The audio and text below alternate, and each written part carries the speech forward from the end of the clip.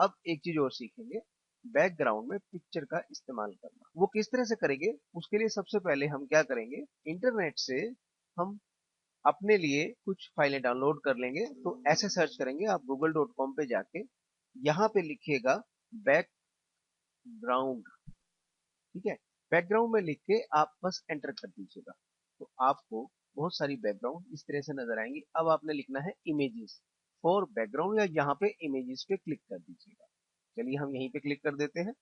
अब हमें यहाँ से बैकग्राउंड और अलग अलग तरह के टेक्सचर चाहिए, लेकिन जैसे कि हमने पहले भी सिखाया, आप सर्च टूल में जाके साइज में जाके लार्ज साइज वाली फाइल्स लेंगे। इससे क्या होगा, ये सारी की सारी जितनी भी आ रही हैं लार्ज फाइल्स हमारे सामने आ जाएंगी, और हम इनमें से अलग अलग कलर के बैकग्राउंड्स को उतार लेते हैं। जैसे कि ये है, आप इसे ऐसे कीजिएगा, open link in new tab कर दीजिए, ये देखिए open link in new tab कर दीजिए।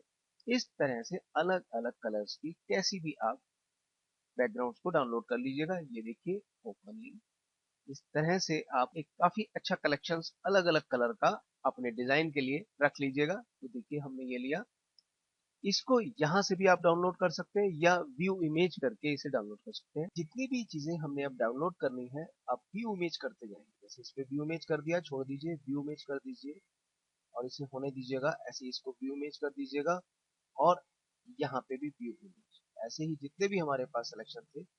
अब देखिए इस तरह के जो पिक्चर हमें मिलते हैं या बैकग्राउंड मिलते हैं, वो हमें नहीं लेना जिसपे इस तरह से कुछ वाटर मार्क पे कोई निशान आ रहे हैं, तो ये हमें नहीं चाहिए, इसे क्रॉस कर दीजिएगा। तो इस तरह से अब ये देखिए हमारे पास चीजें तैयार हो गई। इनको हम डाउनलोड करते चले जाएंगे। इस पर सेलेक्ट किया, बटन दबाया, सेव इमेज एज कर दिया। इसका कुछ भी नाम दे सकते हैं, जैसे BK1 इसको हमने डाल दिया, या BK2, कुछ भी करके आप इस तरह से इमेजेस बनाते चले जाइएगा। ये हमने सेव कर दिया, इसको लीजिएगा, इसको भी सेव इमेजेस एज कीजिएगा। एक फोल्डर बना के रखिएगा अपने सिस्टम में, जैसे कि हमने देखिए बना रखा है रेफरेंस सान, और आगे बना रखा है बैकग्राउंड का एक फोल्डर। और उस फोल्डर में आप कोई भी नाम, या तो रेडीमेड जो नाम आ रहा है वही रहने दीजिएगा, या अपनी तरफ से BK2 ऐसे एंटर करते जाइएगा या सेव बटन दबाते जाइएगा, और ये सेविंग में लेते चलिए। यहाँ पे ऑलरेडी एग्जिस्ट है, नो करके इसका नया नाम कुछ रख लीजिएगा, 2A कर दीजिएगा और एंटर कर दीजिएगा या सेव कर दीजिएगा। अब हम कुछ और सर्च करते हैं, आप कुछ और पॉइंट बताते हैं। यहाँ पे डाला था बैकग्राउंड, अब डालिएगा टेक्सचर। टेक्सचर और टेक्सचर बैकग्राउंड या टेक्सचर कुछ भी लिख सकते हैं आप, टेक्सचर वॉलपेपर, ये बहुत सारे ऑप्शंस आपको नजर आएंगे। इस तरह से आप काफी कलेक्शन ले सकते हैं। इसमें से कुछ खास चीजें आप डाउनलोड कर लीजिएगा, जैसे कि ये हमने ले लिया ओपन लिंक, और इसी तरह से ये, या ये ब्लू वाला हमने इसे ले लिया ओपन लिंक। आप इसी तरह से बैकग्राउंड लिख के अलग अलग कलर में भी ले सकते हैं, जैसे background red, background blue, background green. देखिए सारे रेड का कलेक्शन हमें मिल गया। इस तरह से आप एक बैकग्राउंड फोल्डर बना के उसमें डिफरेंट डिफरेंट कलेक्शन बना लीजिएगा, और फिर उसमें से कोई भी अच्छे अच्छे डिजाइन आपको जो लगे उन्हें डाउनलोड कर लीजिएगा, और बिल्कुल आंख मीच के आप उसको डाल सकते हैं। जैसे कि हमने इसको open link in new tab किया, तो इस तरह से ये किया open link in new tab, और हमने इसको अब डाउनलोड करना शुरू कर दिया। जैसे ये लिया, तो ये वुडन है, इसको हमने डाउनलोड अगर कर लिया है तो वेल, नहीं किया है तो हम इसको भी कोई एक नया नाम देके सेव कर लेते हैं। तो इस तरह से हमारे पास बैकग्राउंड का बहुत सारा कलेक्शन तैयार हो जाएगा। अब एक चीज और सिखाते हैं, जैसे हमने आपको बताया रेड ग्रीन ब्लू कलर, इसी तरह से आप जब बैकग्राउंड टाइप करते हैं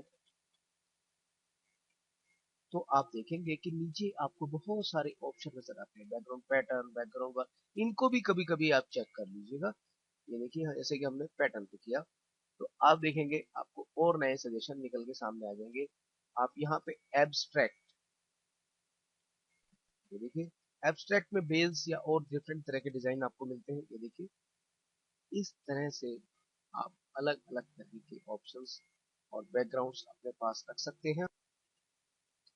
ये मेरे को आपको बताना इसलिए था कि डिफरेंट डिफरेंट की, ये नहीं कि आपने हर वक्त इसी का करना, किसी भी एक को पकड़िए, बैकग्राउंड लीजिएगा, डाल दीजिएगा, आपका काम फौरन तैयार हो जाएगा। अगर रंग से रिलेटेड है तो वो रंग डाल दीजिएगा, abstract red, abstract blue, abstract, suppose आपको हमको ग्रीन चाहिए तो एब्स्ट्रैक्ट ग्रीन कर दिया। देखिए तुरंत हमारे सामने, ये हमारे सामने आ गई। इसको थर्ड बटन दबाइएगा और जब ये पूरी तरह से ऐसे चली जाए तो सेव इमेजेस एज करके इसको भी रख लीजिएगा। चलिए इसका नाम हम रख देते हैं ग्रीन और एफ। तो इस तरह से ये सेव कर लिया हमने। अब ये कुछ कुछ कंप्यूटर से रिलेटेड है, इसलिए अब हम अपने डिजाइन पे वापस लौटते हैं और उसमें हम अब इस पे ये प्रयोग करते हैं। जैसे कि जब हम ऑप्शन बनाते हैं तो किन बातों का ध्यान रखना है, टाइप्स बदल दीजिए, कलर बदल दीजिए और डिजाइन बदल दीजिए और पोजीशन बदल दीजिए। कोई भी ऐसा ना लगे ये एक दूसरे की कॉपी है। अब हम एक काम करेंगे, जो बैकग्राउंड है किसी भी एक डिजाइन में बैकग्राउंड डाल के डिजाइन ऑप्शन बना लीजिएगा। इसमें हम डाल लेते हैं कंट्रोल आई, इंपोर्ट करते हैं और इस बार हम अपने बैकग्राउंड वाले फोल्डर में जाके, ये हमारा ऑलरेडी सेट है रेफरेंस में, बैकग्राउंड में जाके हम कोई भी ग्रीन वाला, जैसे हमने ये डिसाइड किया था, तो ये इंपोर्ट कर लेते हैं। ये है, ये इंपोर्ट कर लेते हैं। इसको हमने यहाँ रखा, ये ऐसे है, इसको हमने रोटेट करके ऐसे भी कर लिया, चाहे तो हम इसे बड़ा भी कर सकते हैं, कोई ऐसी प्रॉब्लम नहीं। शिफ्ट पेज डाउन से इसे नीचे ले गए और इसको हमने ऑफ कर, बाहर आ। देखिए ये बैकग्राउंड आ गई, लेकिन हमें बैकग्राउंड का इस्तेमाल कैसे करना है आपको बताते हैं। आप अंदर जाइए, इसे सेलेक्ट कीजिएगा, इस बार ट्रांसपेरेंसी टूल दे दीजिएगा ये वाली, और यहाँ पे नॉर्मल कर दीजिएगा, नन की जगह पे यूनिफॉर्म, और यहाँ पे ये नॉर्मल है।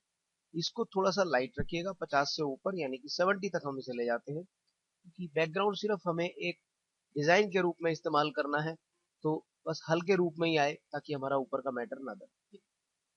अभी भी अगर मैटर दब रहा है तो आप इसे और लाइट कर लीजिएगा, इसको लीजिएगा 70 की जगह 85 कर लीजिएगा। ये लाइट रहे, कोई परेशानी नहीं है। हल्की सी ऐसे लाइन आ रही है, कोई परेशानी नहीं है, कारण ये है कि हमारा डिजाइन बस खिल के आता है। ये देख लीजिए, इस तरह से आप ऑप्शंस बना सकते हैं और किसी भी एक ऑप्शन में आप बैकग्राउंड में पिक्चर डाल सकते हैं। एक चीज आपको और सिखाते हैं, कंट्रोल आई करके हम कोई दूसरा भी इसमें डाल सकते हैं डिजाइन। जैसे कि हमने ये डाल दिया और इंपोर्ट कर लिया और इसे बड़ा करके ऐसे रखिए, शिफ्ट पेज डाउन कर दिया।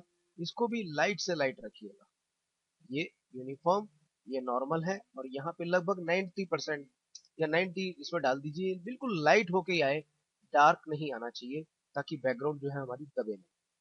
इसमें कलर हमने ये डाल दिया देखिए, और चाहे तो यही कलर इसमें डाल देते हैं, एफ, इसका सैंपल लिया और यही कलर हमने यहाँ पे डाल। अब इसके पीछे हल्की सी बैकग्राउंड आ रही है, डिजाइन बन गया आपका। इसी को हम और भी तरीके से भी इस्तेमाल कर सकते हैं। मैं ये नहीं कहता सारे तरीके आपने इस्तेमाल करने हैं, लेकिन आप सीखिए, पहले एक दो बार करके देखिएगा और उसके बाद आप इस तकनीक का इस्तेमाल कीजिएगा। ये देखिए, अब ये हमने एक ऐसा डाल दिया, बड़ा कर दीजिए और बड़ा कर लीजिए, शिफ्ट पेज डाउन से पीछे डाल दीजिए। क्या करेंगे, यूनिफॉर्म और नॉर्मल और लगभग 80% या उससे ऊपर का इसको डाल दीजिए। ओके, और ये हम बाहर निकल कर देख लेते हैं, आपके सामने ऑप्शन तैयार है। इस तरह से ही हम कोई भी इमेज लेके बैकग्राउंड में डाल सकते हैं और उसको ट्रांसपेरेंसी देके लाइट कर सकते हैं, और कुछ भी आप देखेंगे डिजाइन आपका तैयार हो जाएगा। और दिखा देते हैं,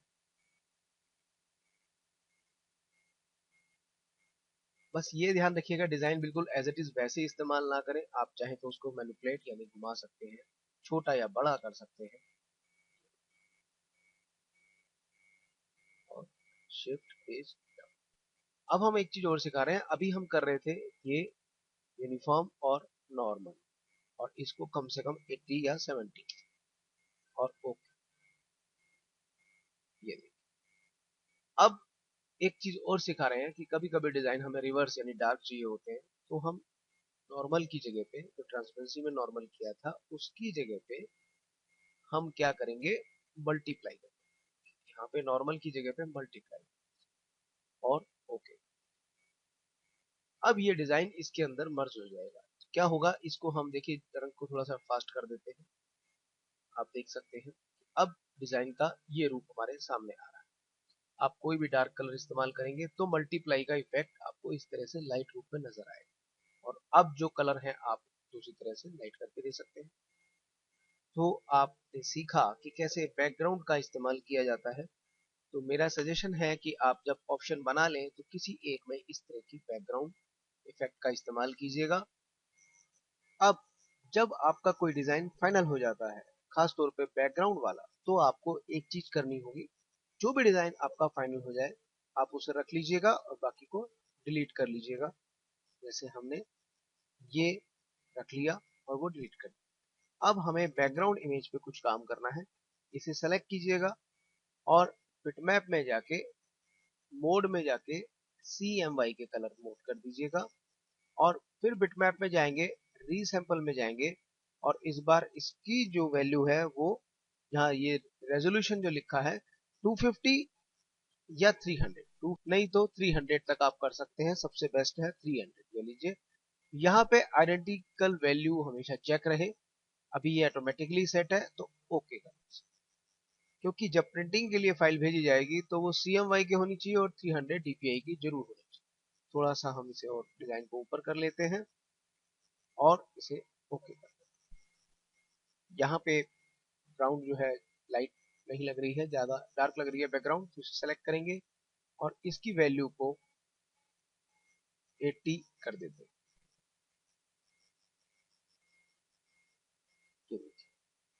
इसी तरह से इसकी हेडिंग की वैल्यू को थोड़ा डार्क कर देते हैं।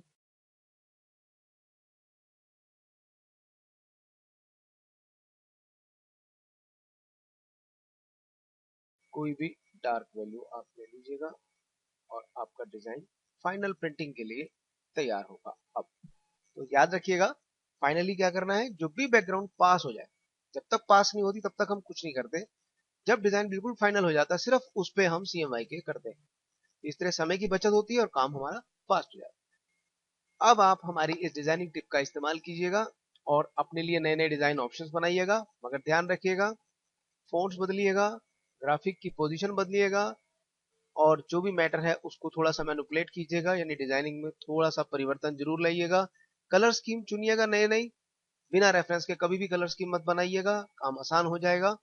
अब आप इस तरह से डिजाइन ऑप्शन बनाइएगा और अपने कस्टमर के आगे प्रेजेंट कीजिएगा।